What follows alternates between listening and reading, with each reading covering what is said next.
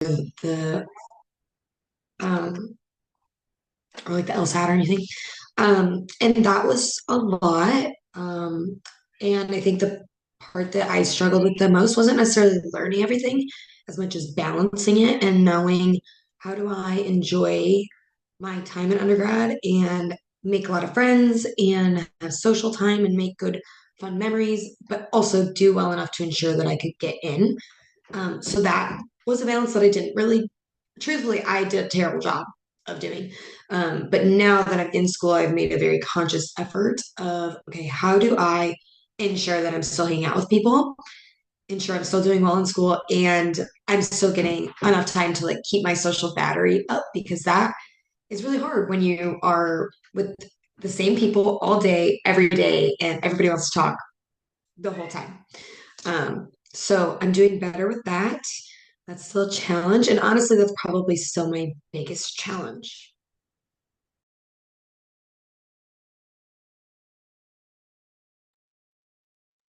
Yeah, I'd say at least in this first year, I don't know if a lot of y'all are familiar, but the PA curriculum at Iowa is the same curriculum that the MD students go through. So like we take every single class together our first 3 semesters. So it's almost the exact same program up until you get to the third semester point, but it is a lot of work. And the challenge is making sure that you're staying on task because it's a lot of tasks for a lot of different classes. And but like Marlo said, just trying to keep your social battery up as well. That's probably one of the most difficult things I think for me and a lot of my classmates is trying to find that balance because it is really hard because you do get swept up in just constantly, studying or doing assignments and doing things like that. But you don't want to, not interact with your family, especially if you're not from here or anything like that. So I think it's important to definitely try and keep that balance, but it's definitely a challenge for sure. Yeah. I think one thing that was challenging for me is I didn't really have a frame of reference for what medical school really looked like, I guess, if that makes sense. I no one I knew had done medical school before, and so I was just like what a day-to-day right for medical school looks like and how that changes once you get to clinical. I was like, I don't think I really understood the concept of clinical rotations and stuff before I got into medical school. And so in many ways, like the adjusting from going from preclinical curriculum where it's sort of it at least has like kind of structured similar to undergraduate education and going to clinical education where now, I'm working where I'll work a whole day in clinic or on an inpatient service, and then also additionally have to study after that for an exam at the end of the block. That has been really was a really hard adjustment to get used to. And, sort of now looking down the barrel of residency as well too, sort of, I think that's one thing too that I didn't really have a good conception of prior to medical school of like how much hours wise the work is and stuff. Um, but yeah, I think for me the hardest transition was sort of going from preclinical sort of coursework and studying and doing exams like I did in undergrad, and then to now having to work a day and then study somewhere in between all of that and then take an exam that was harder than any of the exams I had during pre-clinicals. But Awesome. Yeah, thank you guys so much. So our next question is actually less broad. I feel like the first one's really broad, but this one is how do you guys afford grad school?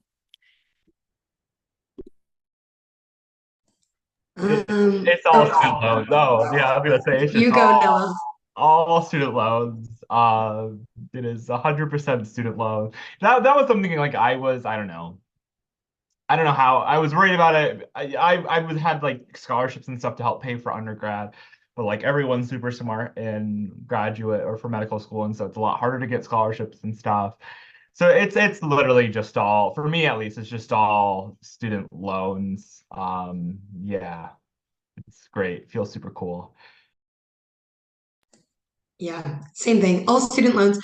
If you can go in state, that helps. I'm out of state, so more loans for me. But I think it can be very helpful to keep in mind that every person next to you is also taking out loans, and every person that is doing it prior to you, like us three, we're taking out loans. And if we can pay it off, and if the dentists that are currently out there can pay it off, you can also pay it off. So it will be fine, even though the number that's in my bank account is a lot of zeros after that negative sign. So, but it will be fine. Yeah, how she was saying about the in-state, out-of-state thing, I do encourage people because it is a lot of loans. This is my second time going to graduate school, so just it's a lot of loans. But I do encourage people to like when you do apply to these programs and you interview at them, what I did at all my interviews is I asked if they did offer scholarships, and that really helped me to determine to go to school here. Because I was accepted somewhere else, but they didn't have any scholarships, so that was more loans I was going to have to take out. So if you do, if finances are like something that you're really concerned about, which rightfully so, look for those programs that do have scholarships for different things and, ask about that kind of information. It's nothing wrong. The more information you have, the better it is. So it is a lot of loans, but they do have some programs do offer scholarships and stuff like that. So I encourage you to look into that. Yeah. And I sort of, to caveat something that Marlo said too, is like, I think something that was a little bit of a culture shock for me when I got to medical school is like a lot of my classmates, I think it's like, and I think nationwide, this is a phenomenon too. I don't think it's unique to Iowa, but a lot of folks have parents who are physicians or doctors or PAs or, in the profession already. And so like one of my classmates, my roommate, not currently, but prior to I was like, oh, I was paying for rent and stuff. And he was like, "Oh yeah, like my parents just pay for rent," and I was like, "Oh, like that's I don't know." So some folks like right are having a lot of help with that, but also too like I'm taking it out all entirely in student loans, and that feels less great, but it's also doable. I think also to what Marlo said is like tuition has gotten a lot higher and continues to rise for health professions. And I think it is a little bit, and that is something that's like harder for folks to navigate, especially if you did undergrad and you managed to get scholarships and you don't have any student debt. Like the idea of taking on student loans can be very scary.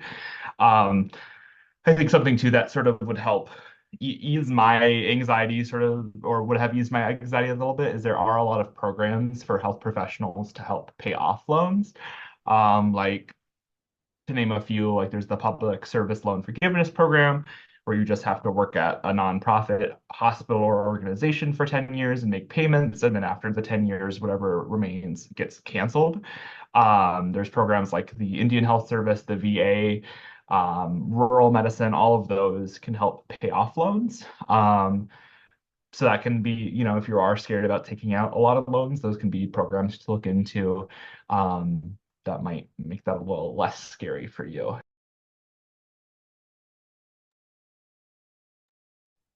Oh, thank you. Your last point was kind of going into the next question we had was the what does support look like in grad school? Either through the institution or through your own personal lives as well. Well, I can say for the PA med side, school-wise, the support is like everywhere. And they're very big about telling you about it. They're counseling services and tutor services. And if you want to talk to the course directors, if you want to talk to the program director, if you want to talk to, and they just started implementing like this new system of like if you don't do well on an exam, they'll reach out to you and give you all the resources that you need. So like they really, even from the very, very first day, that was one thing that they really talked about a lot, is how like you're not in this by yourself. There's a lot of support. There's also therapists. If you like somebody who's married, I think you and your spouse can also qualify for therapy through school and stuff like that. So there's a lot of resources here for sure, and they really do a really good job of like talking about them as frequently as possible. Yeah, same exact things for dental. Our college has an embedded therapist that is in the college every day of the week. So that's super helpful. We also, something that has been like kind of ingrained in our brains is you are not competing with the person that's next to you, which in undergrad, it feels very much, I need to beat out the person next to me so I can be in that seat instead of the person next to me. And that's true to a certain extent. The minute you are accepted, they want you to get through. It is not, at least Iowa's dental school, is not a like they're not trying to weed you out. They gave you a seat. They want you to be in that seat until you graduate. So tutoring is free. If you need any mental health services, they will help you. If you need information on like scholarships or anything, really, like they are doing what they can to get you through it. And that has fostered a community that in my class has been so helpful. We have a Google Drive where if I make a study guide, I instantly put it in that Google Drive and text my group chat and say, hey, here's this study guide if you want to use it. And I have used, there's a couple people in my class, I've used every single thing that they have put on there. And it's so helpful and everybody wants you to succeed. So that competitive nature, at least in Iowa's dental school, goes away the second you walk through the doors. Yeah, I think Jayla talked a lot about a lot of the things because we share a lot of the same infrastructure between the medical and PA students. I think we have three therapists, three therapists and a learning specialist all on staff at at Iowa for the medical students and PA students that you can utilize at any point in time, and they're all right. They're all there just to see medical students or PA students, and so they are really easy to get in with, and that's awesome. I know, like for at the because I did undergrad here as well, like the university counseling services, it can be a long time to get into, but it's like you can just email someone and then you can see them that week, honestly. So that's really good medical infrastructure. They also have a program too that like if you need to see a psychiatrist, the medical school actually pays for it. And like you will like can get the university's health insurance applied to it, where they'll send the bill to the medical school instead, which is really awesome. And they have a dedicated psychiatrist at the university, at the hospitals and clinics that it has like specific blocks in their schedule reserved to see medical or PA students. So instead of waiting months and months to get into see a psychiatrist, you can get in to see a psychiatrist the next week or the week after, which is really awesome. And again, too, like we have really great faculty and staff that work in our Office of Student Affairs. That we have a dedicated person for financial aid that will like go through your loans with you if you have any questions ever. He even like helped me back when COVID relief bills were in action. Graduate students for a brief period of time qualified for like SNAP to get supplemental income for food or EBT card that can be used like for food at the grocery store on certain qualifying items. So like I went to meet with him and he like walked me through how to fill out the form and stuff, and would send out emails letting us know that we qualify for SNAP as graduate students. And there was one other program too that we qualified that during COVID that I can't remember, but anyway, so we have a lot of great support systems here at the University of Iowa in the medical school. And I think the structure too, when I was applying to places for medical schools at other locations, it's pretty standard that they have like a therapist, they have a financial aid person, and they're all generally really helpful. Cool. Yeah. So that actually kind of transitions into our next question. So why did you choose your specific career path, and did you switch at all from your pre-health track?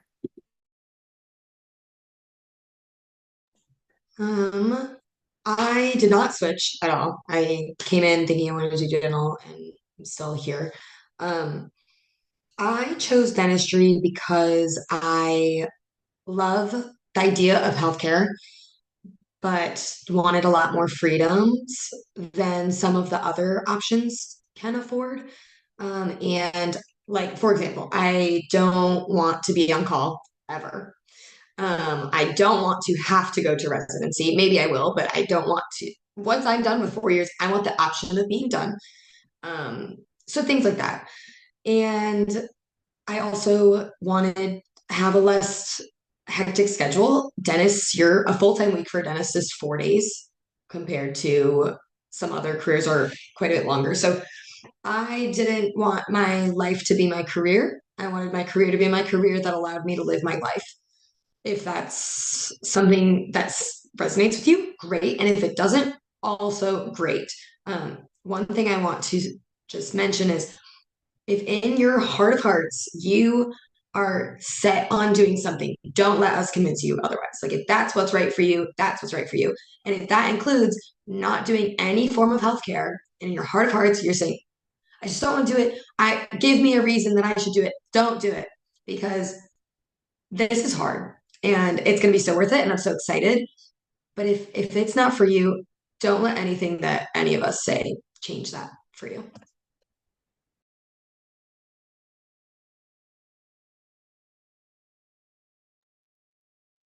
Yeah, I definitely agree with that 1000%.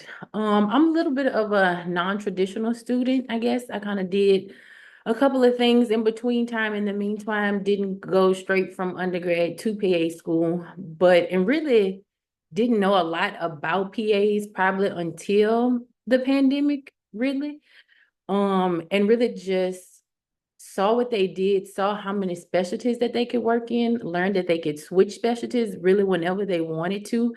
And that's really what caught my eye, really, just being able to learn so much in one area of medicine. And then, oh, if you decide that you want to learn something else, you can do that. And there's no like recertification. You don't have to go back to school. You don't have to do anything like that. But there are residency programs for PAs. There are fellowships for PAs if you want further education.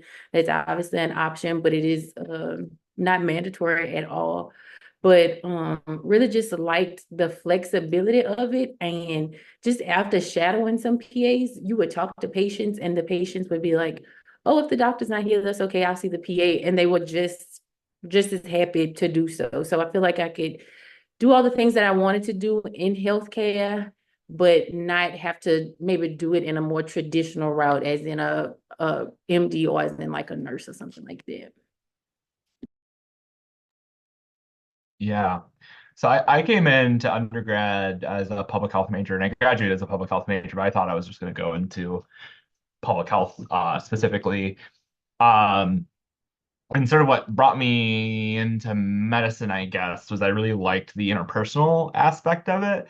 And I guess what sort of made me think MD versus nursing or PA or nurse practitioner or dentistry, I think a little bit was sort of like just the breadth and scope that an MD sort of allows for. I kind of like the idea of being like, oh, I'm gonna, I want to know everything, and that level of responsibility and stuff was spoke to me.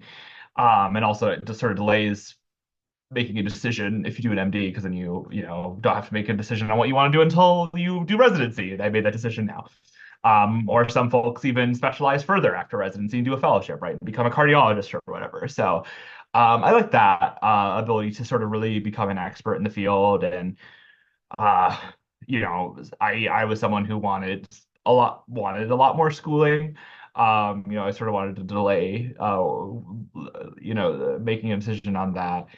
Um, I guess like I sort of was unsure for a while on if I wanted to do medical school. And I kind of sort of applied straight through immediately after undergrad, sort of thinking like, oh, I'll apply this cycle, and if I don't get in, cool, I'll do 2 or 3 years and then, apply again, and sort of ended up accidentally getting in and, was like, okay, guess I'm doing this now. But yeah, so it's been good. It's been good. And I think, so some folks I think have a really clear idea of what they want, what type of doctor they want to be immediately when they start medical school. But I didn't have like I had a like, oh, I like OB, I like pediatrics, I like the idea of doing internal medicine. So I sort of chose a specialty that let me combine all of those. But I think a lot of people don't know exactly what type of doctor they want to be when they start medical school, and that's fine too. But yeah. Awesome. Thank you guys so much. Everything that was said was very insightful, and I think everybody needs to hear it if they are wanting to go into anything healthcare related. I think we are gonna wrap it up now just because of time and whatnot. But if there are people in the chat or in the video call that want to reach out to Jayla, Marlo, or Noah, if we could have you guys drop some sort of contact information in the chat, and that way, if like anybody has any other questions specifically for you that they didn't want to say out loud or want to message us about, they can reach out to you directly. Other than that, I think that's our meeting for today. All right. Thank you so Thank much, you. you guys. Thanks for having me. Thank you.